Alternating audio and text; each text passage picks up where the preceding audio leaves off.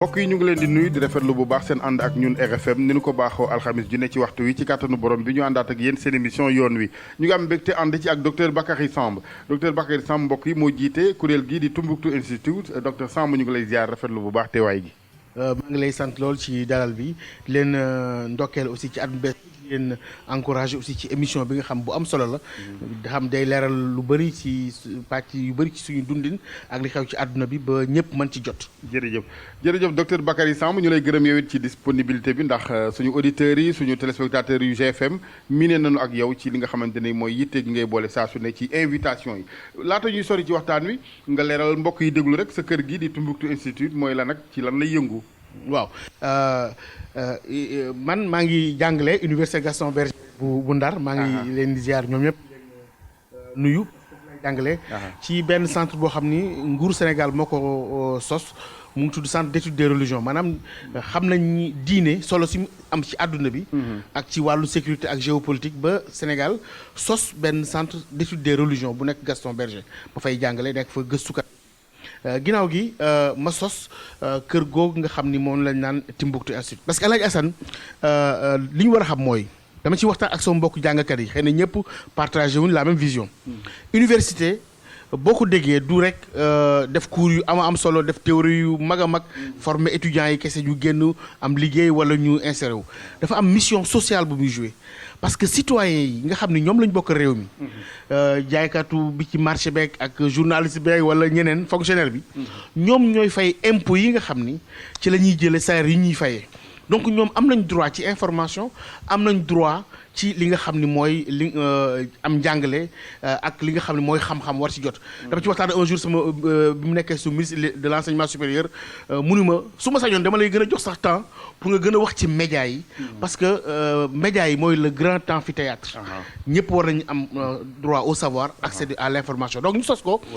mu nekk lu wuteeg gëstu bi am université parce que gëstu université gëstu académique la bii gëstu bi gëstu académique la mais scientifiquement dañuy fexe ba nga xam ni lii génn ca gëstu ba mun na jëriñ askan wi te mun na éclairer décision publique wala décision politique. c'est important professeur pour dëggal li ngay wax ni que université boo gisee askan wi impression bi ñu ci am mooy c'est un benn kër la à part da ngay romb rek buntu Cheikh Anta Diop wala buntu Sanaar mais askan wi approprié wu ko defu ko yëfam. dëgg la réew yu mag yëpp li nga xam ne mooy seen stratégie ba àggal leen fi ñu àgg tey. muy États-Unis wala foo mën a dégg.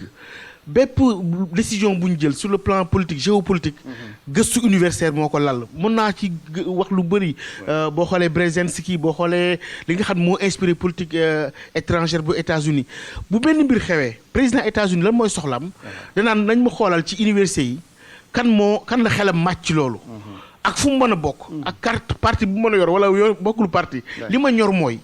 ci gëstoom ak ci xam-xamam loolu lan moo ciy intérêt tey États-Unis donc loolu mooy njariñu université nga xam dafa war a éclairer la décision publique éclairer l'opinion publique mais aussi la fay génn ci xam-xam mën a jariñ askan wi. le contraire serait un gâchis pour milliards dañ fay def ak investissement beeg xam-xam bu bari ba fa ne yëpp. dëgg la xoolal investissement bi ñuy def à l'université d'ailleurs sax dañuy wax léegi dañuy am fonction de service public léegi boolu nañ ko ci jàngale bi te dégg naa sax ñu ni dinañ dem ba ci évaluer professeurs et enseignants yi bokk na ci yow lan nga jariñ askan wi parce que di def ay enseignement théorique rek te li nga xam ne mooy question yu am solo laal askan wi ci wàllu diine wala ci wàllu politique wala ci wàllu économie yow laale woo ca loolu tamit defe naa du mission universitaire vision la boo xam nag du ñëpp ñoo ko partagé mais pour gën a mën a def loolu ak beaucoup de liberté ak beaucoup plus d'indépendance que à l'université moo tax ñu sos bërëb boobu ñu naan Tumbuktu Institute nga xam ni think tank la dañ fay maanaam réservoir de pensée dañuy xalaat di teg xëy na sax li ñuy xalaat peut-être du pour suba wala ginnaaw suba boo demee ci dëkk yu mel ni dëkk européens yi dañuy toog di xalaat ci benn mbir boo xam dañuy recruter ay enseignants ay chercheurs ñu xalaat ci mbir moo xam ne dina xewi dans 35 ans donc nag loolu war nañ fa àgg. xalaat yooyu fay jibee nag kan lañ koy jox njiit yi ñu ne ci bërëbu décision yi la wala askan wi. dañ koy jox njiit yi bu fekkee yittewoo nañ ko waaw waaye yenn saa yi tamit li am da ngay gis benn ko xam ni njiit la ci réew mi wala feneen mun la li ngeen bindoon ci nangam de jot naa ci waaye telle institution internationale moom moo ko indil loolu du nekk loo xam ni jaadu na parce que li ñuy def Sénégal lañ koy defee li ñuy def Afrique lañ koy defee bañ nañ ko dañuy centre africain pour l'étude sur la paix loolu dafa nekk xalaat yoo xam ne xëy na yenn saa yi comme institut bu nekk nga génne loo xam ni askan duñ ci d'accord ñu génn loo xam ne indi polémique maa ngi fàttaliku li ñu génne woon ci banlieue dakaroise nga xam ni nit ñi comprendre ko booba dañuy xale yi Sénégal ñu ngi Sénégal naam sous région bi yëngatu na il faut ñu xool ñoom nan la ñuy xalaate mbir mi parce que nit boo xamee nu mu xalaate mbir mi ci ngay xool nan ngay fexe ba moom du ci àgg mu nekk étude de perception du woon la réalité mais la perception c'est-à-dire que ndawu Sénégal tey nan la gisee terrorisme ak lan moo ci war a mën a dugal benn ndawu Sénégal ñu xool na ci banlieue bi ñu xoolee xale yi 45% ci ñoom wax ni bu fekkee am na sénégalais bu nar a dugg ci mbir moomu la ko ciy war a dugal peut-être mooy nekk chômage ak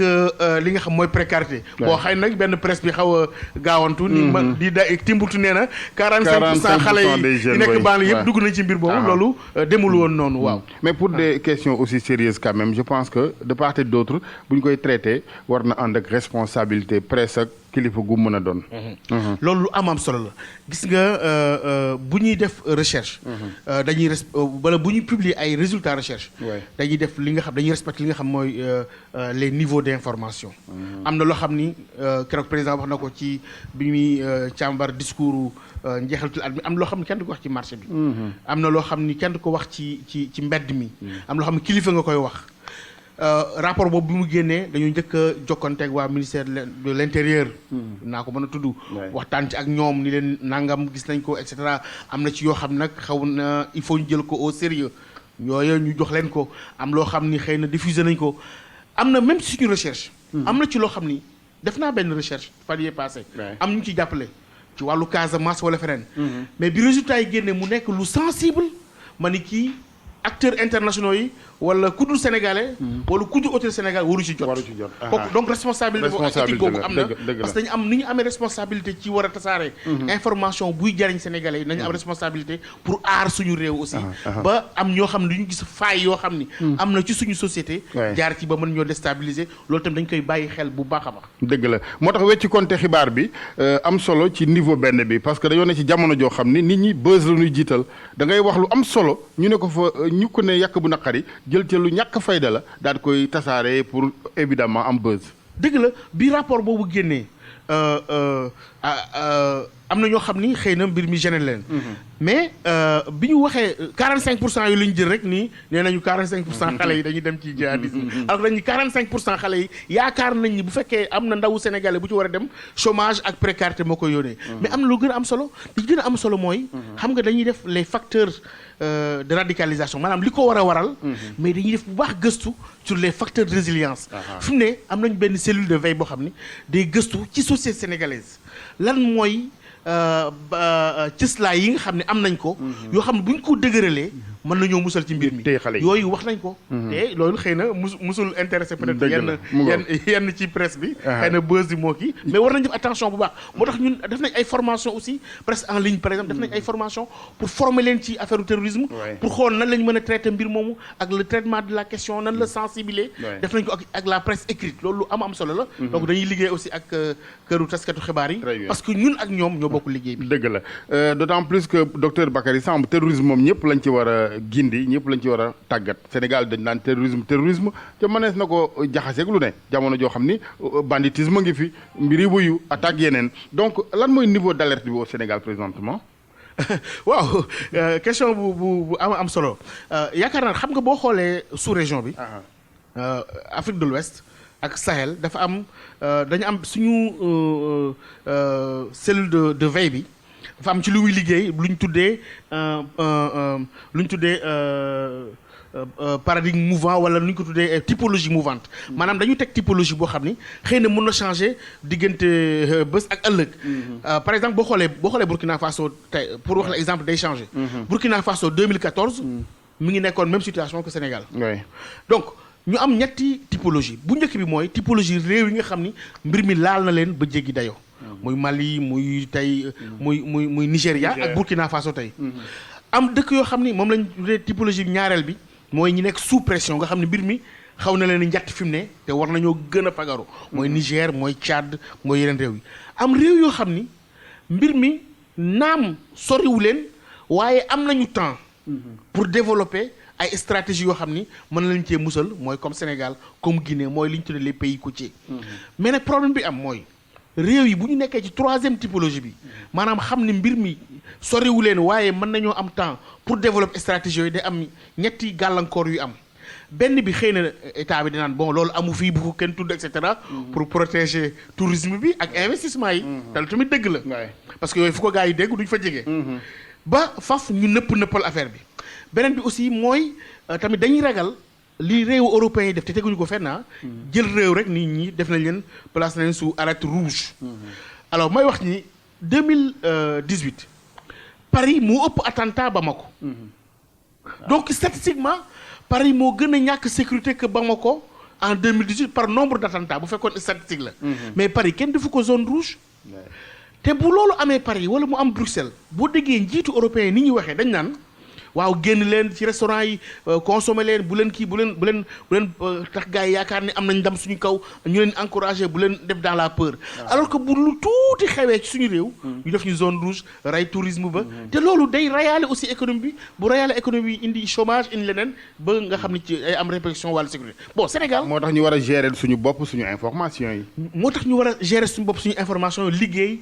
ñu bañ a def ay cloisonnement parce que gis nga réew bu bëggee jëm kanam dañuy fexe ba li nga xam moom lañ naan le monde de la décision ñi nga xam ne ñooy décider waruñu am barrière trop ak ñi nga xam ne ñooy xalaat parce que ñiy xalaat mën nañoo leeral la ñuy décider réew boo gis mu jëm kanam wala mu avancé dañu fexe ba nga xam ni ñiy xalaat dañuy diisoo ak ñiy décider te ñu juboo nag ci lenn li ndax Sénégal aussi docteur Samb ak borom xam-xam yi bari nañ waaye wuute yi dafa bari wuute am na mais ak loo mën a wuute ak nit ki ci wàllu politique wala ci wàllu idéologie am na loo xam ni comme ni ko président américain bi bu problème amee bu graaw bu wooyee chercheurs yëpp ak gëstukat yi leen laajuma leen ban parti ngeen bokk laajuma seen idéologie wala gauche nga wala foo bokk li ma ñor mooy ci question boobu lan moo ciy intérêt Amérique loolu tamit war nañ ci àgg tey ci wàllu gëstu c'est important mais dafay fekk ni tamit way politique yi di déglu way xalaatkat yi way xalaatkat yi aussi ci seen xalaat ak seen recherche différencier bu baax li nga xam mooy seen positionnement politique ak li njariñu réew mi à l'essentiel parce que nag bu fekkee ni mar day ims defuñu lëngoo boobu nga wax mbiri bu yegsee du fa bàyyi université du fa bàyyi bërëbu diine sax gars yi gis nga seen saay si day ñoom lu ne la ñuy toj ay site culturel site religieux lu ne la ñuy toj dëgg la gis nga bi ñu créé centre d'études des religions bi ci université Gaston Berger dafa am benn xale buy waxtaan man ci moo xam naa xale mi màcc ci wàllu mathématique ak yooyu mun ma may loolu lu muy jëriñ créé centre d'études des religions def leen ay mathématiques créé leen ay kii et cetera ma ne ko mais est-ce que yaakaar nga ne ak am na benn formule mathématique tey bu mën a dem régler li nekk ci bëj gànnaaru Mali yaakaaruma ko donc science yëpp ñu am solo loolu ñu war ci li ñu tuddee approche holistique moo tax damay faral di wax ni Sénégal dëgg la naam boo xoolee état bi ak boo xoolee discours président wala ñeneen ñi ñu ngi gën a wax ci mbir mi wuute nag ay 2013 2014 ba fi njëkk a génne rapport coow li bari woon na mais li ma xalaat mooy souhaité wu ma Sénégal duggee mbir mi ci wàllu rek militaire kese parce que am na réew yu ñu ëpp militaire foofu mooy États-Unis wala France mbir mi laan leen am na réew yu ñu ëpp renseignement dama xalaatoon ni Sénégal dafa war a njëkkee lu ñu tuddee stratégie nationale de prévention boo xam ni dañ ci yaatal kilifa diine yi yaatal ci jàngalekat yi waxtaan ci nit ñi ba Sénégal yépp xam ni mbir seen cause nationale boo xam ni soriwuñu mi ngi suñuy bunt ñu nekk ab dànk ci ginnaaw kilifa yi ba ñoom buñ ci doxalee am l'appui de la population. mais nag docteur l'un n'exclut pas l'autre c'est-à-dire aussi. buñ ci duggee rek ci wàllu militaire rek. dinañ mujj am problème yi Mali président Mali am ak président Burkina. population bi leen France moo leen wax ngeen dugg ci mbir mi et cetera loolu lay ragal. te mbir mi dafa nekk mbir mu sérieux. ñaari mun na dem parallèlement ndax it balaa ngay wootee ko waxtaan nga lal jàmm donc moi je pense que benn dàqu ci moroomam fàggandiku ci ngànnaay. ci la bokk liñ naan fu nuy màttaate nga signe ñu xam ne am ngay bañ ba noppi nag nga daal di. am na solo moom lañ naan la dissuasion ñaar ñi mën na ànd. mais benn bi rek mënul dem parce que.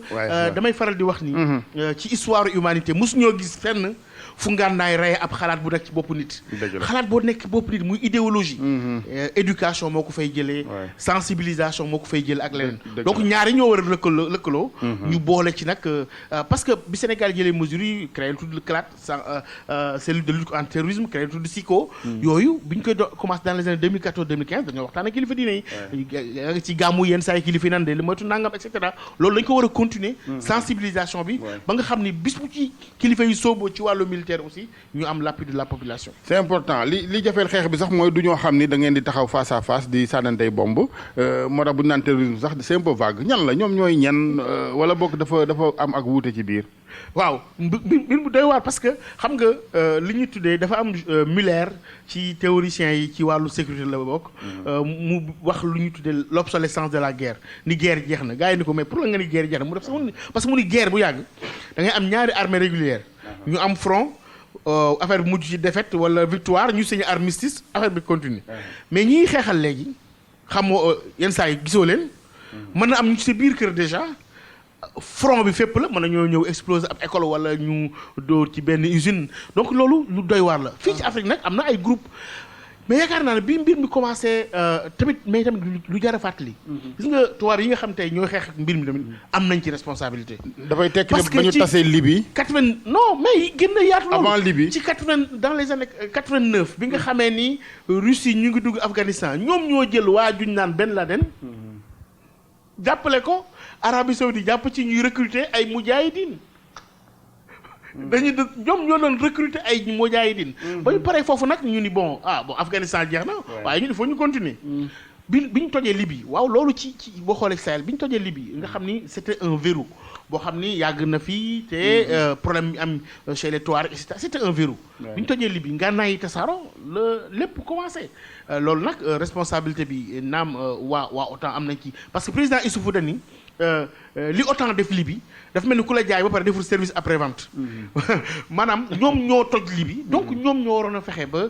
loolu war a mais mujj gi mbir mi xaw na jaxasoo ci bopp nit ñi ba moo indi yenn yi nga gis ci réseaux sociaux yi ak yeneen nit ñi di poser wu ay questions ba daanaka lutte contre le terrorisme sax yenn saa yi soo ko waxee day ñàkk tuuti crédibilité parce que ak matadi goo xam ni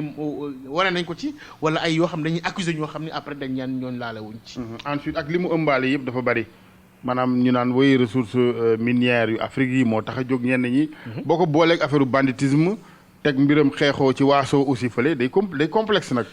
gis nga ci forum Dakar bii passé ci document yi ñu publier. def naa ci benn article benn gëstu. boo xam ne maa ngi ko tuddee post djihadiste c'est-à-dire li xew léegi mais yaay bu ñu déggee rek ni way les djihadistes Macron ni je vais combattre les djihadistes dans le Sahel. alors li xew léegi gis nga man dem naa ci région yooyu. soo demee ci Niger ci wàllu dëkk frontalier yi di fa wala nga dem Kinta Baraden wala nga dem côté Tillabéri Guesquerou wala Aérou côté Menaka boo demee ci wàllu Burkina Faso province de Loudalan wala nga dem ba Gorom dëkk yooyu yëpp xaw naa fa. dem tuuti mais soo leen waxee lu xew dañ naan ñoom lu ñu tuddee dañ naan bandi yi wala ñu ni les voyous. alors que bu ñuy traité médiatiquement dañ naan les terroristes wala ñun les djihadistes. loolu lu am solo lu ñu war a fàttali yaakaar naa ni mbir mi dafa am lu bëri lu ci laxasoo ci wàllu côté bi ci wàllu ñi nga xam ne ñoom la ñuy jiiñ mbir mi wàllu drogue lu ci am solo ci ñoom parce que ñoom c'est très important. pour ñoom financement seen financement wala aussi seen activité. ak ñoo xam ni dañuy jëfandikoo diine rek te diine laalewul dara ci li ñuy dox. ñoo dax def lépp loo xam ne l'islam da koy tere. mais malheureusement mbubu diine. ba bëgg gàkkal jaru diine. ci beneen côté bi aussi gars yi ñëw ni tamit dañuy jàppale ci xeex bi ñoom it seen i mbir jar na seetaat. xoolal ci bëj gànnaaru Mali. armée malienne amul droit dugg Kidal. mais tamit autorité politique ñoo signé ci accord de Ouagadougou yi pour dem ci élection yi boobu yaakaar nañoo falu ni ñoom d'accord nañ ni dañuy cantonner armée malienne ba nga xam ne amuñ droit dem Kidal ñu voté ay ñu dem signé ay accord donc soo waxtaanee autorité dañu naan ñun kat mënatuñ dara France moo ñu tënk Barkhane moo fi nekk et cetera ci wàllu tubaab yi aussi ñoom dañ naan non ñoom seen rôle c'est pour jàppale armée africaine yi c'est pas pour se mettre en avant am na daje ba xawoon fii Dakar am benn autorité bu poser question benn ki nga xam ne yaakaar na ni ci waa Barkhane la ni ko mais lu tax duñu leen dégg ni ko ñun yenn saa yi suñu rôle mi ngi limité wu ci fexe ba mettre en avant les armées africaines et cetera donc am na questionnement yu bëri yu population yi laaj te tey dafa tombé jamono boo xam ne société civile bi wala population bi dañuy jàpp ni mbiru défense tamit seen mbir la dugg ci ñoom ba nga xam ne dañuy laaj ay compte seen gouvernement yi moo tax ma wax li ma wax sànq Sénégal nii bu fekkee ñu ngi ciy gën a soobu aussi il faut ñu am le plus grand consensus national derrière les autorités ba ñëpp xam ni c'est une cause nationale parce que buñ ci duggee rek ci wàllu militaire directement rek mën nañ ko population mën na ko interpréter neen yaakaar ne autorités yi xëy na am na leneen nekk seen ginnaaw loo xam ni du njariñu réew mi kese mais docteur Bakary Samb la difficulté ci mbir mi mooy ñun yëf yi initiative yëpp ca kaw lay jógee ci waa occidentaux yi ñu fekk nu ñun ci réew moo xamante ni macha allah jàmm lañ ma sa xam ba pare ñu nekk exemple suñu tarixa yi gis nga tarixa yi ni ñu wuutee ca jàmmoo ci mim réew xajwante am ñun kay ñoo leen waroon jàngal naka lañ war a toogee mais pas le contraire loolu dëgg la damay faral di wax ni loo xam ni fa mu jógee juru fa jàmm kenn du ko jéggaane fii ci Sénégal ñu ngi sant yàlla bu baax ci l'islam bi nga xam moom la ñu xam te nag l'islam mooy jàmm nag li ñu xam ku mel ni maam Cheikh Ahmadou Bamba ak li mu jànkonteel ci ay coono ak li ñu ko teg yëpp ci ay nattu ci ay injustice benn baat la mujjee mooy afawtu jégal naa ku mel ni maam Cheikh El Hadji Malick noonu loolu li mu jàngale mooy loolu maam bu ko mën koo lim donc loolu mu nekk loo xam ni chance la pour Sénégal nga xam ni l'islam musu fi nekk facteur de déstructuration maanaam facteur buy ñëw am problème ak dafa nekk facteur de cohésion sociale gën a dafa bokk na suñu histoire suñu taarix moo tax suñu histoire bi xaw a jaxasoo mooy suñu imaginaire nationaliste kenn mënu ko différencier ak suñu imaginaire religieux soo gisee suñu héros nationaux ñooy suñu héros religieux donc loolu mu am socle bu am solo te Burkina amuñ chance boobu boo demee Mali amuñ chance boobu boo demee yeen dëkk amuñ socle boobu donc loolu lu ñu gën a war a valoriser la mais ñu bañ cee tamit xeej ak seen naam nañu liggéey ak waa tarixa yi mais ñi nga xam tamit bokk nañ ci yeneen kuréel yi te wax jàmm aussi ñu boole leen ci waxtaan parce que boot di aussi baaxul nit mën koo boot di mën na ko radicaliser loolu lu am solo la donc mais initiative yi maintenant ci africains yi keroog bi ñu taxawee bi Macron sañee wax ji mu wax keroog ak ton bi mu ko waxee mais lan moo ko tax mu sañ ko wax mais ñun français yi métti na mais africains yi ñoo leen woo John Kounda Dara ñoom ñoo woo François Hollande ñu ko ñëwal intervenir lu ko waral parce que CEDEAO amul moyens yi amuñu benn te bu ñëwul woon it làmbaay ñaaw loolu tam bu ñëwul woon boobu dañuy passé dëkk bu ñu naan Kona bu ñu ko passé woon ñu nga Bamako te mën nañu àgg mën nañu yegg si Sénégal mën nañu egg feneen donc tamit loolu war nañ ko seet nit tamit il faut avoir les moyens de sa dignité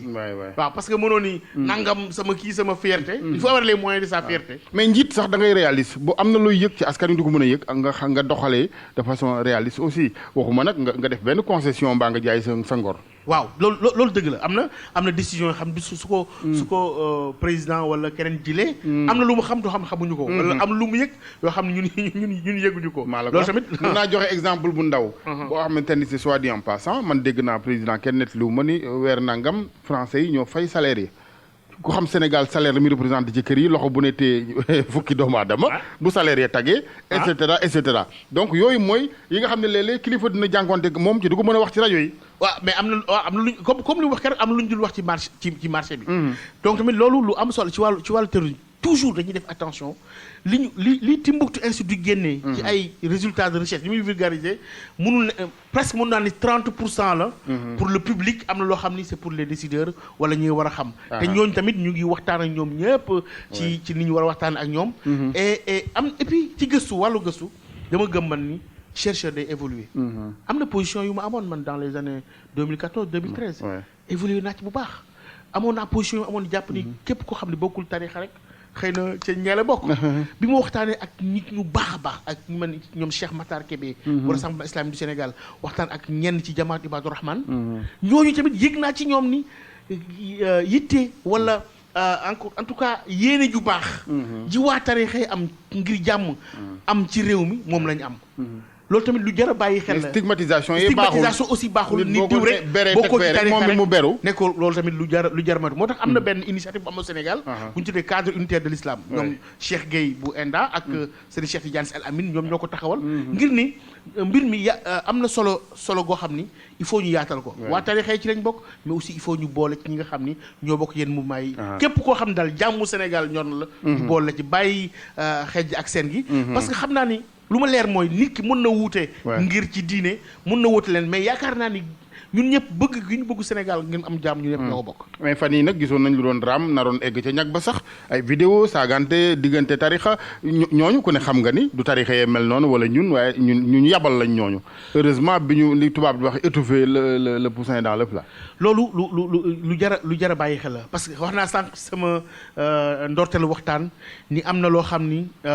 même bu ma ko defee ci gëstu du génn ci penc mi parce que bugguma ay noon mun ko jariñoo ngir mën a gaañ sama réew. réew mu nekk am na ay cëslaay. réew mu nekk am lu koy aar loolu yaa koy xam. mooy suñu tarixa yi jàmmoo bi nekk suñu biir diggante chrétien ak musulman. yooyu boo gisee mën na ne mooy secret stabilité Sénégal. loolu dañ ci war a am ak sax fiiraange maanaam téye ko bu baax. kenn bañ ci jaar. parce que yaakaar naa nit tey bu jógoon tey bëgg jaxas sénégalais yi. foofu la ko yaakaar mën na ko jaar mais tamit am leen lu fi am. parce que boo bëggee ñëw bëgg jaar indi déstabilisation bëgg ko jaar ci murid ak tijaan. sëñ bi mën nga dem fekk benn kër goo xam ni soxna si murid la borom kër ga nekk tijaan. wala ñoom la ñu bokkee ci maam maaram ak feneen tamit fekke woo ko. loolu tamit mu nekk chance Sénégal. mu nekk occasion may fàttaliku tey bis bi sang ba sëñ Cheikh Sidi Mokhtar Mbacké kooku lu ne def na ko ngir jàmm am ci Sénégal ak bolo ak moom ak mbokkam sëñ Abdou Al Amin ñoom ñaar dafa seen jamono. dafa symboliser benn période bu charnière bu important. ci réew mi jar nañu koy fàttali leen. rendre hommage. il avait mis fin à la récréation bu ma déggate benn murid naan tijaan bi wala vice versa loolu dafa am solo. loolu dafa am solo te mu teg ko rek ci njàngatu mag ñi aussi. parce que maam Serigne Touba dañuy kullu wirdin yuridul murida li hadratillahi walan yahida sawa intama ilal jilani aw intama li hamada tijani aw li siwahuma min al aqtabi id kulluhum qata ala sawabi mu ni werdi woo ci jël rek ca yàlla la jëmee boo xam nga jokk ci Ahmad Tidiane wala Abdou Khadir Jilani ñëpp njub lañ nekk maam Seydi Hadji Malick gis nga téeram bi mu bind Fakat Tulab Jaamel Maram nga xam ci lay jàngalee ponk tarixa bi dernier chapitre bi parce que mag lu mu mujjee wax rek tënk ko lu ko ñor la mi ngi ko jagleel loolu nii mën nañoo wuute ay naanuwaay waaye source bi ndox mi menn la te kenn warul xas sëruñu jàmbur et cetera donc jàngale yooyu cadre unitaire de l'islam par exemple def na ci benn manuel boo xam dafa jël mag ñi li ñu tënk ci wàllu jàmm ñu ni dañoo bëgg éducation nationale jàppaleen ñu koy jàngale ci école yi loolu tamit sëñ Assane Gueye war ngeen cee jàpp li nga xam ne tënk nañ ko muy loo xam mag ñoo ko bind Sénégal ci wàllu jàmm mooy ba may waxtaan ak sama xarit ba di sama collègue Tari Ramadan ma ne ko waaw dëgg la ñëw nga pour ñu waxtaan ci diine fii waaye tamit est-ce que xam nga la suñu mag ñi bind parce que am Cheikh Moussa Camara Gangel ak ñeneen lu ñu bind ci l'islam loolu tamit suñu mbokk arab yi bu ñu waxtaan nañu ci diine war nañoo respecté tamit xam ni fii am na lu fi ne ba pare bu ñu ko gëstoo ba pare ba ñu boole ko ci patrimoine universel bi nag ñu door a mën a jëgaani wala jël ci ñoom moo tax le cadre unitaire yaakaar naa ne état bon na ko jàppale ba manuel boobu nga xam moom la bind ci wàllu jàmm ñu koy jàngale ci cours d'éducation civique wala cours de morale comme ni ñuy jàngee yeneen penseurs yi justement maintenant beneen mbir mi nga xamante ni moom ñu baal ma suñu kilifa yu baax yi dañ leen a xaw a confiné ñoom it ñu nangu ko loolu nag au lieu que ñu dem bokk ci débat yi këf débat yi jiitu ca dañu bëgg ñu confiné leen ci wàllu yéen daal féetewoo leen ñaan geek gu gàmmu jotee ñëw defi discours ak yooyu loolu dafa nekk tradition bu yàgg Sénégal nga xam ne ki jàng arabe boobu mu ki jàng moom daal moo war a yor mbirum diine jéeg yooyu yenn saa yi sax ma alors que la mu yor moo gën li nga yor yow la mu yor waaw moo gën wala en tout cas la yor gënu ko loolu lu jar a bàyyi xel xam nga en 2011 am na benn mémorandum bu ma bindoon tuddee ko les arabisants sénégalais une contre-élite à l'heure des changements politiques ñi nga xam dañoo jàng ci kàllaamay arabe dañu leen war respecté war leen parce que ñooy suñu premier intellectuel tey le premier ouvrage bu ab sénégalais bind bu ñu édité ki ko bind c'est un arabisant c'est Rimah bu Cheikh Omar Foutiyou Tall ba nga xam mu ngi bibliothèque nationale de Tunis donc ñooy suñu premier intellectuel donc ñooñu war nañoo jël ci ñoom suñu mag ñi aussi tamit boo amee li ñu wax ci l'islam kullukum ra'in wa kullukum mas'ulun an ra'iyati yéen ñëpp ay sàmm ngeen mais nag sàmm bu nekk na la nga doon sàmm donc mënoo nekk kilifa diine àdduna bi toll fi mu toll ay mbir yoo xam ni tamit nga bañ cee indi sa kàddu loolu tamit yaakaar naa parce que bu ñu ko deful ñeneen ñoo koy def à la place dëgg la parce que boo gisee ñi nga xam ni ñoo am beneen modèle pour concurrencer tarixa yi fi ñuy jaar mooy dañuy ñoo gën a moderne ci wàllu communication ñooy gën a traité actualité seen xutba boo demee dañuy wax actualité yenn saa yi nag suñu xutba yi yenn saa yi benn bi lay doon maanaam at mépp wala yooyu loolu jar a bàyyi xel la parce que ndaw yi léegi kenn mënut leen tënk rek ci benn ngir parce que adduna bi dafa yaatu léegi wàllu internet bi boo leen tënkee aussi ni lañuy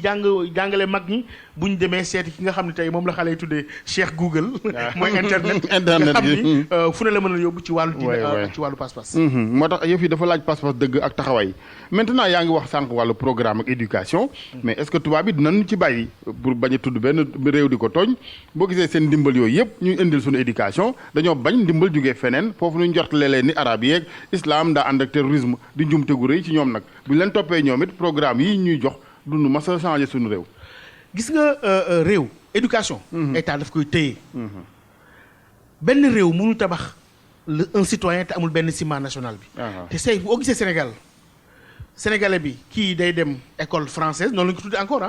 kii day dem école arabe ana école sénégalaise bi nga xam ne mooy jël ci héritage bi ñu jëlee ci arabe héritage bi ñu jëlee France ak suñu maam yi aussi boole ko mu doon suñu école beneen bi mooy gis nga France bi mu bëggee unifier dëkkam amoon nañu lu ñu tuddee Languedoc ñi tudd langue dooy ñi am yeneen kii mais daf ko unifier indi sax lu ñu tudd le symbole teg ko ci classe bi nga xam ne ku wax sa dialecte sax waxoo li nga xam ne mooy éducation nationale ak langue bi nga xam ne kii ñu indi la ay jafe-jafe donc ñun tamit loolu yaakaar naa ne il faut pas tamit ñu jël loolu taafantalaayo ko parce que damay bañ yenn saa yi Alaaji Asan temps maa ngi àddu ci mbir moomu ñuy njiitu réew africain yi et cetera way France ma ni bon buñ ci xuus ba may lay suñu njiit yi tamit fal nañ la yow la ñu jox légitimité jox la armée jox lépp yow tamit wax dëgg yaa war a tëggaat programme yi gàddu xool say programme jël say responsabilité parce que kenn mënul def sa souveraineté sans programme éducation nationale nga maîtriser ko ñoom nañ jël seen responsabilité xool lan moo gën ci ñun ñu def ko te yaakaar naa ni mbir la boo xam ne bu ñu ko defee population bi ànd ak ñoom donc légitimité populaire boobu te tey xam nga tubaab bi am nañ doole gaa mais dafa am lu changé ci àdduna bi xam nga li may wax la nouvelle force des faibles c'est la grande préoccupation que les puissants ont pour leur image et pour leurs intérêts gis nga lu ñu dëgër bu ñu demee ba mu sës nga xam ne seen intérêt mi ngi en jeu dañuy dellu ginnaaw li ñu nangul Kagame mën nañ ko nangul keneen mais Kagame dafa wane fulla justement ñu ngi dëgmal pétrole ak gaz c'est l'occasion ñu changer doxalin daal di amaat bon ni ma baal kilifa kenn ko ne nga yokk say fulla waaye Sénégal war nañ mën a yokk fulla gi ak ñu mel ni Sénégal sax parce que boo xoolee àddina bi le sud fi la ngënee li ne ñoom au nord deseetuñu dara xam nga dañu dépassé waaw ñoom boo xoolee seen réew boo fa demee naan tout est déjà fait lépp defar nañ ko métro yi tabax nañ ko tali donc amatul opportunité économique amuñu ressource naturelle soo xoolee Afrique lépp dañ ko war a def donc fi population bi jeune diplômé yi gën a bari am ñu am ay ressources teg ci moo tax yaakaar naa fi ñu toll ak tubaab bi nekkatul fu ñu war a daw topp seen ginnaaw dañoo toll foofu dañoo war a wujjale seen biir parce que ñoom ñoo ñu soxla xam nga li arabe dañu naan lorsque la mariée est belle on discute pas du prix de la dot donc ñun dañoo war a nekk ci digg bi ñoom la ñu war a wujjale seen biir parce que ñoom ñëpp ñooñu soxla tey boo gisee ku ne daw si ñëw Afrique ni am na benn rapport bu génn dans le Sénat français bu ñu ni Afrique mooy avenir France donc yeneen dëkk yi noonu la donc tey wujj gi seen biir kujje gi dafa bari ba nga xam ne parce que Afrique la ñu teg bët ñun dañoo war a jouer ci loolu tamit waxuma monter les enchères waaye tamit am fu ñuy taxaw ba nga xam ni ñoom ñooñu soxla ñoo war a xam suñu njëkk du yomb nag de ñoom bu ñu fekkee ne ñun ñooy seen ëllëg de xam naa du yomb ci ñun tamit de tubaab bi mais bu ñu nekkee ñoom seen ëllëg ñun tamit ñu nekk suñu tayu bopp wala tamit ñu am xam nga dafa am benn waykat arab tey moom da ma delluwaat ci arabisé ci daara ji da ma delluwaat ci daara ji parce que ñu bëri dañuy gis docteur gis naa sax ci accusation yi am ñu ni waaw moom occidentaux yi ma leen mais man ci produit daara ji laa ci daara ji laa génne comme yéen xam nga arab dañi ida kunta lam taarif li nafsika haqqaha hawanan biha kaana ala naasi ahwanu kooku ndeysaan oustaz Ndiasse Mbaye bu Thiès moom moo ko njëkk a wax ni ma bu fekkee xamoo sa bopp ba doy dal sa bopp ñeneen ñi gën laa doy dal maa la ko wax wax na muy lu wér yàlla nañu ko yàlla fayal docteur Bakary Samb G5 Sahel ak taxawaay gi ak France defe naa su ma juumul weer bi Emmanuel Macron war na leen dalal ñoom chef d'état G5 Sahel yi ban gis-gis nga am ci boobu xeetu relation mooy li may wax sànq rek initiative bi toujours rek di jógee feneen ñun daal. et puis G5 Sahel c'est vrai que am def nañ ko mais am na réew yu boot yoo xam bokkul ci comme réew mel ni Sénégal Sénégal waaw mais gis nga G5 déjà ni mu dépossédé CEDEAO ci dossier bi. dañoo jël Mali Burkina ak Niger nga xam ni membre CEDEAO la boole leen ak Mauritanie bokkul CEDEAO. indi beneen pays bu CEEAC muy Tchad def ko ci biir donc dañoo dagatee mbir mi. ba nga xam ne CEDEAO mbir mi daf ko dépassé amu ci kii donc jël G5 def ko en place parce que bu fekkee CEDEAO dugg na ci wala Ghana wala Nigéria France du amati contrôle parce que mënut a contrôle Nigéria ak Ghana donc G5 moo ko gën a ñor loolu c'est très important pour ñoom donc mbir lu am solo yaakaar naa lu am solo ci dajaloo africains yi dañuy dajaloo pour mën a régler suñu problème mais amuñu moyens yi foo gis ñu def ay conférence fu nekk ci àdduna bi naan dañuy laaj tant de milliards et cetera li tax tey Emmanuel Macron woo gi mu leen woo fële ci dëkk bu ñu naan Po. ak wooyin gi. mais yaakaar naa tamit ci xeebin bi aussi. suñu responsable africains yi am nañ ci responsabilité. parce que ñoom ñooy wax ñaari wax. ñooy ñooy jekk nga keroog président Ouattara li mu wax ci kanam Macron. ni bi mbir mi tàngee. Jonkundaa moom woo ma ne ko maa ngi woo François Hollande. donc ñooy dem ci tubaab yi bu ñu deeyoo ak ñoom. ñu leen ñun kat nangam. ñu ngi leen di sant bu ñu woon yéen ñun kat dañ ñooy njatt nangam. donc moo tax mbir mu jar a bàyyi xel la. mais yaakaar naa quand même on est indépendant depuis 1960 tubaab yi soxla nañu sur le plan sécuritaire et cetera. te même Macron. ni mu waxee ku ne xam na ni da ko waxee noonu rek waxeenu xol parce que moom population bi dañu ko naan mais ñu ngi yebal ay soldats. ñu rey suñu doom yi foofu ni ñun ñoo indi kii bi mais. ku ne xam na ni li tubaab naan on se tient par la barbichette. africains yi naam soxla nañ France pour mu jàppale leen ci mbir mi. waaye France it mënu fee jóge. parce que bu fi jógee russe mooy ñëw wala chinois yi seen yenn wujj ñooy ñëw. donc ils ont beaucoup d'intérêt on se tient par la barbichette mooy loolu am nañ beaucoup intérêt boo xam ne tey. xalaat tey jóge ci. nga xam mooy dendu Afrique. mais su may lire entre les lignes mbir mi léegi dootul la France dégage Sénégal dégage mais dafa mel ni li ñu wax naan ki mënut a tuxu ak ki nga mënut a ba il faut que ñu jéem a xool nag nu ñuy dëkkandoo. c'est ça loolu mooy mbir bi te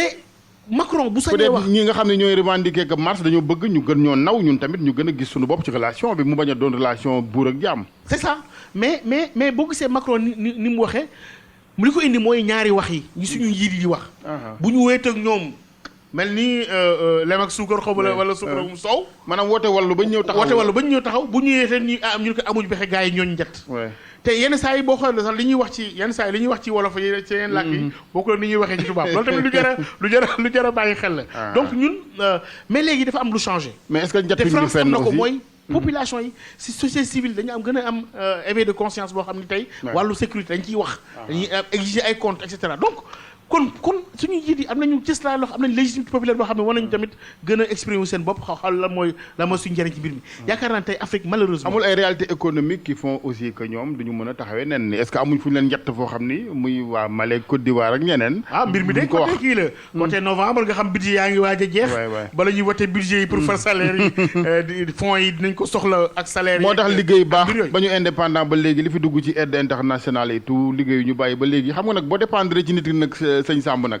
bu la nee sama mbubb mi nga sol bu ko tilimal bu mu la metti. waaw mais loolu dëgg la mooy li ma il faut avoir les moyens de sa fierté. mais taxaw rek ñu mën indépendant et cetera te sa armée sa renseignement sa lépp ci loolu la aju. mais boole ci aussi xëy na am na jamono bu amoon boo xam ni njiiti politique yi aussi dañ doon soxla France ci wàllu bu ñu amee jafe-jafe seen dëkk ci wàllu coup d'état ak loolu. mais tey mbir mi dafa changé dafa nekk foo xam ni Afrique moo nekk ci digg bi ñëpp soxla ko. loolu nag bu amee. doo nekk rek ñëw joxe sa bopp ba mu jeex. comme ni ñu koy waxee da ngay fexe ba ñoom ñëpp ku ci ne xam ni yow naam ëmbaloo ko aw ay. waaye kenn ci ñoom moomu la. dëgg la il faut ay nouvelle politique il faut rupture am. actualité internationale docteur Bakary Samb bokk na ci États-Unis Iran. am na ñuy tiit sax 3e guerre mondiale ñu wax baat yi mu leer on est au bord du gouffre lan moo ñu indi à ce niveau. foofu ci Moyen-Orient bi. xam nga foofu ci Moyen-Orient bi soo xoolee tamit dëkk bu mel ni Liban wala Israël nga xam ni surtout Liban nga xam ni parti bu ñu naan Hezbollah. dafa am doole lool waaye parti boobu am na doole. am na ay armement yëpp mais mi ngi dépendre ci Iran parce que ñoom chiite lañu. soo xoolee Irak 60% dëkk ba ay chiite lañu. ñi ci des nekk ay sunni donc chiite ñoo fa ëpp. donc mu nekk toujours boo xoolee tamit Arabie Saoudite li ko yóbbu Yémen. c'est pour dem xeex fa ñi nga xam ne ñooy Houthi nga xam bu ñu amee doole xëy na mën nañu jàppale yeneen chiites yu nekk Arabie Saoudite yi nga xam ni région Charqiyya donc toujours dëkk mooy dem def ingérence bi leen dëkk parce que am na ay minorités yu fa nekk pour kar ay danger pour ay danger bu mu indi musiba te ku ne xam ne tamit Israël ni Hezbollah taxawee tamit ci wàllu xeex bi moom la gën a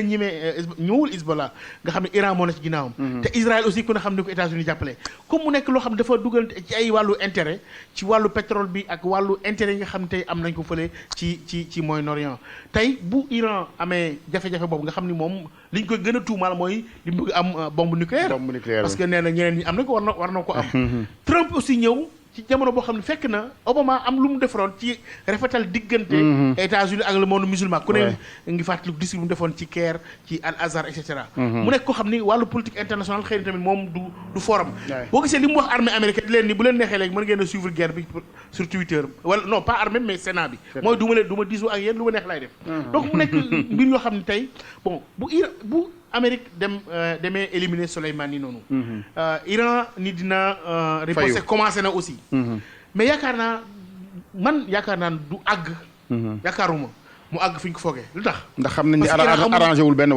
arrangé wul benn wàll États-Unis amul intérêt Moyen-Orient am déstabilisation ci wàllu pétrole beeg ci wàllu ci année électorale la duggee ci guerre it voilà Iran aussi amul doole jooju mën a dékku Amérique te amul ñu ko jàppale ci wàllu réewu jullit nekk foofu parce que bul fàtte ni en plus de doonte ay jullit lañu ñu am na le conseil de coopération Golfe Arabie Saoudite ak Émirats arabes unis ak Égypte ñu ngi ak ñeneen ñu ngi féete benn côté parce que ñoom ay arabe lañu Iran jullit la naam waaye ay perse lañu bul fàtte ni dañuy teg suñu kanam naan ñu chiite ak sunnite waaye xeex bi jiit na avant l'islam perse la woon ak arabe yi dëgg la en plus maintenant de leur difficulté économique ñoom Iran ak seen difficulté économique en interne yaakaaru mu mën a dékku xeex bi lu yàgg Trump it amul intérêt pour affaire bi yàgg noonu mais soxla woon nag génne lu mel noonu wane puissance parce que jamono bu États-Unis nekkee ci xeex ak une puissance à l'étranger day gën a boole américain yi ci ginnaaw seen njiit et cetera te yenn saa néew na tamit lu njiitu américain nekk ci xeex à l'étranger di perdre ay élection voilà maintenant li ñu perte ci ay bakkan ci Irak ak yeneen gox ci àddina bu ca tegee yeneen it mun na daal di doon. mun na indi ci opinion publique lu dal ci kawam faf mais xeex la boo xam ni bu jara tey la. bañ cee gaaw a sóobu noonu parce que bu gaa yi tojantee bopp yenn saa yi tamit ñoom ci seen biir la. naam ci wàllu Afrique am na ñu ñoo xam ne ay chiites lañu et cetera. gisaguma benn yëngatu boo xam ne am na ci wàllu boobu. am nañ Iran am na fi ay école ci réew mi am na école Côte d'Ivoire am na ko Guinée ak feneen. loolu tamit lu jar a bàyyi xel la ñun lu xew ci àdduna bi rek yenn saa yi mën na am conséquence. parce que dama ñëw bari pàcc yoo xam ni souveraineté la comme éducation. Arabie Saoudite am na ci wàll xam nga est-ce que xam nga fii ci daaw jëkk am na séminaire bu ñu organisé fii ci Dakar. di former ay sénégalais ci nu ñu mën a contrecarrer influence iranienne en Afrique. xam nga yooyu mbir la yoo xam ni ñun sori nañ lool. te buñ ci duggee benn duggin bi xëy na tamit fa mu mujj ñun duñu arrangé. dëgg la maintenant même ci wàllu koom it également bu guerre mondiale amoon it day gën a métteeti nag ñun bu pétrole bi tëradee sax ñu yëg ko. waaw day gën a métteeti ci wàllu économie bi loolu lu jar a bàyyi xel mais yaakaaruma mu àgg ci guerre mondiale. fi àdduna toll waa nataalu àddina bi mën nañ defati guerre mondiale. yaakaaruma ko xam nga l'équilibre de la terreur nga xam ni doole yi tolloo na c'est-à-dire que kan mooy njëkk sànni bombe atomique bi kan mooy njëkk def bi yaakaaruma ko te bi xam nga économie bu duggante day indi jàmm. gis nga France ak Allemagne duñu guerre ci àdduna. parce que économie gën dugg Union européenne boo gisee nuyu kii Afrique yi waroon nañu inspiré ci loolu. ba gën a am duggalante bi ci wàllu économie. ba loolu Afrique nag dañoo mel ni seetaankat yi nag ñu baal ma du ak xeebeel jëmee ci ñun. mais daa mel ni mbir yi moom ñun amuñ ci benn baat bi nag. waaw ñun moom amuñ ci benn baat yenn saa yu ñu nekk conseil de sécurité mais duñu nekk membre non permanent rek. ànd ak gars yi suñuy mbir sax ci wàllu Nations Unies yenn saa yi France mooy présenter résolution bi comme résolution 2058 pour Serval mën a intervenir au Mali wala yeneen kii maanaam ñun daal la ñuy njaboote rek ñu topp ci ginnaaw gars yi loolu nag war na changer parce que xam nga tax war a changer monde bi changé na parce que même ñi nga xam ne am nañ doole gaa mais am nañ ay intérêt te seen du ñu jëfandikoo doole mukk ba ma bëgg a perte seen intérêt te opinion publique ñu ngi fii tey am nañu intérêt ci Afrique donc ñun tamit am nañ beneen taxawaay beneen bi mooy ñi nga xam ne ñooy décider beneen génération moo am ñu ngi ci ëpp génération bi nga xam tey ñooy taxaw di wax ak France nekk interlocuteur mais ñoog français yi ñoo jàngandoo ñoog américains yi ñoo jàngandoo ci université yi sax xëy na ñoo leen daan France wala jàngal nañ leen waaw donc ñoo maasandoo amuñu xam-xam bu ñu jàng te jànguñu ko. donc loolu tamit lu jar a bàyyi xel ba suñu njiiti réew aussi changer un peu de mentalité. xam ni Afrique changé na jeunes yi gën a am exigence gis nañ ko. mooy ay France dégage yi ngay gis. société civile yi ak ñu taxaw ci yenn front yi pour wan njiiti réew yi leen nga am déphasage. yéen a ngi ci wàllu France Afrique boo xam ne xëy na yàgg na. mais ñun ñi taxaw di wax ak ñoom suñuy nattangoo lañu. bu ñu taxawee sur le plan international sur le plan des compétences yóbbu lu ñu dara. donc am nañu ressources yi pour mën a jàmmalañ ci wàllu xalaat yaakaar àdduna léegi nekkul rek ci wàllu puissance. dafa am wàllu influence. dañoo quitter les critères de puissance nekkul li nga xam ne mooy kii mais critère d' influence aussi. si nga réew mi lu mu màgg muy États-Unis muy kii. bëgguñu dara ci seen image tey journal Observateur génn ko wala beneen kii génni Amérique def na nangam et cetera loolu day joué bu baax ci seen image tey seen image dafa lëkkaloo trop ak seen i intérêt. docteur Bakary Samb mbégte la am tey ci invité la ci émission yoon wi indi li nga xamante ne mooy jàngat ak xeltu yi jibee ci biir institut bi nga jiite wasaare ko parce que daf ciy baax ñuy tropicaliser mbir yi ni ñu ko waxee léeg-léeg maanaam nit ñi bañee foog rek ni yëf yi problème mbiri intellectuel la parce que loo xam ne bu xewee ci réew laal ñëpp dañoo war a xibaar yi di xibaar ñëpp. xam nga démb bi ñu toogee di waxtaan suñu kuréel Timbuktu dama ne maintenant ci bi ñuy def suñu plan stratégique man la dialogue sud nord gars yi non nord sud man leen non man j'ai dit sud nord. parce que chacun voit midi à sa porte. dafa jot africains yi. xam ni bépp question bu am njariñ wala bu am solo ci àdduna bu ñu koy dogal suñu xalaat war la ci jib mu nekk xalaat boo xam ne mais nag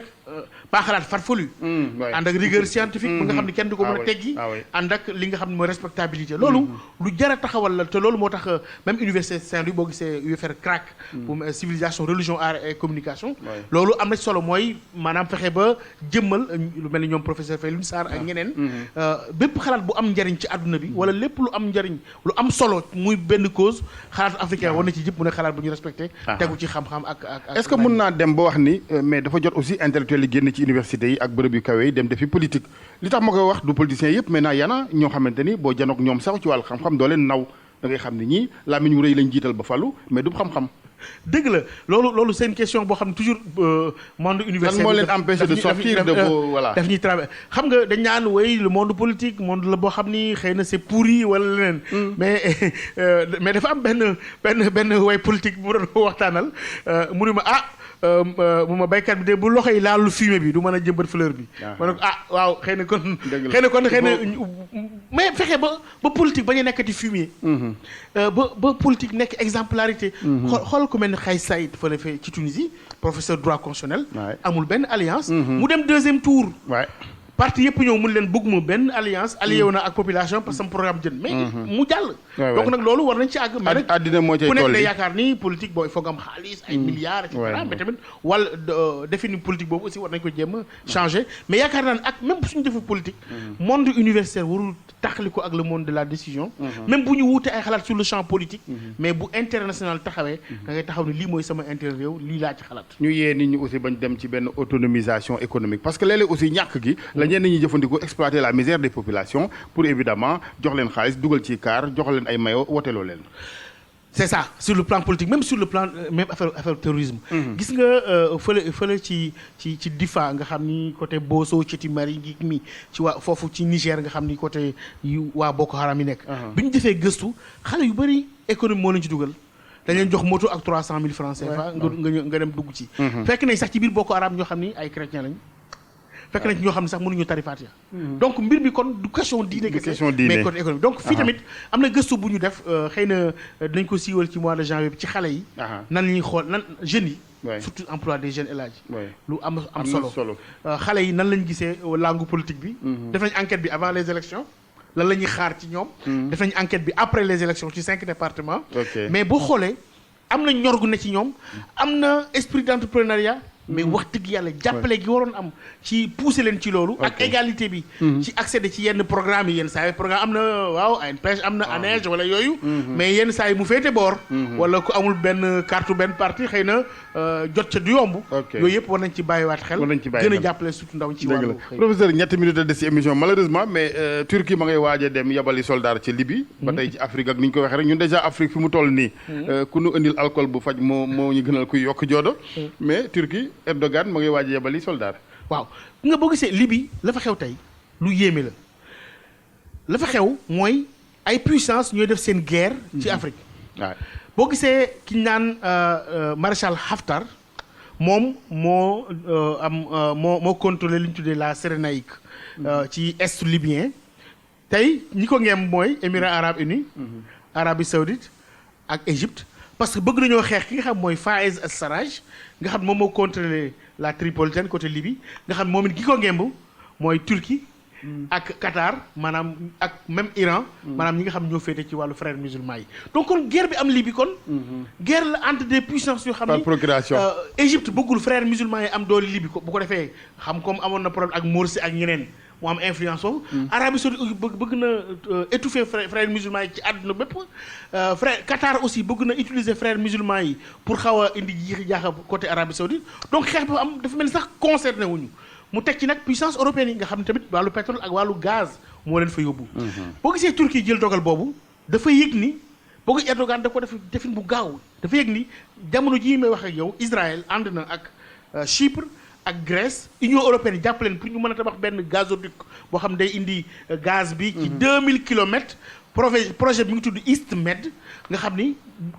Turquie ni loolu bu amee man fu may jëlee ci gaz mënuma compter ci Russie nga xam ni moom affaire du gaz problème yooyu donc il faut ma dem tamit jël sama wàll teg ci aussi ku ne xam ne Turquie ni mu présent suñu réew yi actuellement ci réewu Sahel ci wàllu bâtiment ak infrastructure ñu ni xëy na bu guerre ba jeexee aussi mën nañu positionné wu pour am marché donc tey kon tey dafa mel ni jàmm yóbbu leen foofu mais li yóbbu mooy seen intérêt stratégique loolu nag leçon la ci africain yi finalement on peut regretter Kadhafi parce que nag am na réew fu muy toll dafa am dirigeant boo xam ne dafay am fulla nag waaw Kadhafi malgré ak travers yu amoon ak yooyu mën nañ ko regretter ci wàllu sûrement objectivement ci ni mu téye woon dëkk ba ak ni mu téye woon aussi Afrique et puis tamit par rapport ak suñu mbokk arabe yi aussi Kadhafi gëmoon na Afrique xëy na aussi ndax bañ ko beddee aussi moom it daanaka Afrique la jubal si fexee jàppale lu mel ni tasawuf jàppale lu bëri boo demee Mali ya nga gis ay jeexital boo demee Burkina Faso foo dem rek gis nga la mu fa def ci lu am solo loolu tamit wax dëgg yàlla kenn mënu koo nii donc jógeem gi mu fi jógee indi na problème te indi na benn vide mais tamit ñu war a bàyyi xel toujours kon ñun Afrique dañu war a bàyyi xel li xew Maghreb parce que ñun ñoo taxaloo xam nga Sahara bi c'est pas une barrière c'est une mer intérieure bi affaire yi commencé Algérie dañoon su yoon newu ci tey raam na bu dugg Mali bi affaire yi commencé Libye ngeen fi mu agsi donc ñu xam ne monde arabe bi aussi lu am solo mooy fàttali war rek solo gi ñu war a joxaat ñi nga xam ne ñoo jàng arabe am culture boobu ñoom it xam nañu monde boobu bu ñuy jël décision ci yàlla diplomatie ñu leen ciy boole ñu war leen déglu dëgg la Sénégal ubbiwaat na section ba nekk ci ENA nga xam ni arabisants yi mën nañ fa nekk loolu am solo la ngir le monde arabe c'est très important pour la stabilité du monde ak jàmm ci àdduna bi monde boobu ak ni ma la dégloo ci suba ci sànq léegi professeur gëm naa borom xam-xam bi naan les états amuñu ay xarit ay intérêt la ñu am ay intérêt ndax taxawaay yëpp mbiri intérêt la ñu am xoolal États-Unis moom moo lëkkale woon ak Arabie Saoudite ñu jëli benn waaye bu ñu soxla woon bu tudd Osama Ben Laden parce que pour mu jëlee fa Russie bu mu fa jëlee Russie ba pare mu ni ñoom it da leen fiy jëlee mu mbëkk leen donc loolu tey xoolal France ni mu meloon ak Rwanda ak Kagame mais soxla nañ ko parce que soxla nañu njàppale Kagame pour les minerais en RDC donc ñu réew moo xam ne génn na francophonie mais ñu jox ko secrétaire général de la francophonie parce que dañ ko soxla donc ay intérêt moo am donc loolu nag intérêt yooyu tamit mu koy fàttali du question doole kese wàllu influence diplomatie classique bi dafa xaw a xeewi tuuti diplomatie d'influence dafa am solo fexe ba sa culture ba sa noo dugale xool ba sa civilisation mën a peser sur les choses tey am nañ ko ci wàllu xoolal sëñ Mourtada Mbacké bu daan rayonnement bi mu amoon wala États-Unis sëñ Mamor tey moom la am xool la Tijaniya nga xam moom la Maroc utilisé pour mën a am li mu am Nigéria parce que pour Bukhari nangul leen li ñu war a def foofu ci wàllu engrais bi wala ci wàllu pétrole il fallait ñu jaar xam nañ Cheikh Ibrahim Saleh Al Husseini taaliba Baye Niass la ñu jaar ci moom mu yombal leen seen relation ak Nigéria mais ñun nag waaye ñu am loolu lépp vraiment war nañ ko utiliser mën a jëfandikoo diplomatie d'influence te ñu jàng diplomatie aussi xam diplomatie du droit international kese war nañoo déglu ñi nga xam ne ci wàllu caada ci wàllu culture parce que lu ci am solo la te lu jar a rafetlu ci wàllu xam-xam ñu xam ni benn xam-xam peegul lépp dañu am lu ñu tuddee interdisciplinarité ak yaatal de nii ak gën a ubbeeku ci nga xam ne surtout terre certaine divergence wuute na ak yow li nga xalaat macha allah jërëjëf docteur Bakary Samba RFM mu lay gërëm bu baax di la sant